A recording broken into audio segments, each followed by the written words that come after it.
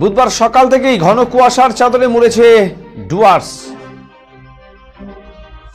দিন বাড়তে থাকলেও বোঝার উপায় নেই ঠিক কটা বাজে ঘড়িতে। কুয়াশায় ঢেকে যায় চারিদিক। দৃশ্যমানতা কম থাকায় গাড়িগুলিকে দেখা যায় আলো জ্বালিয়ে চলাচল করতে।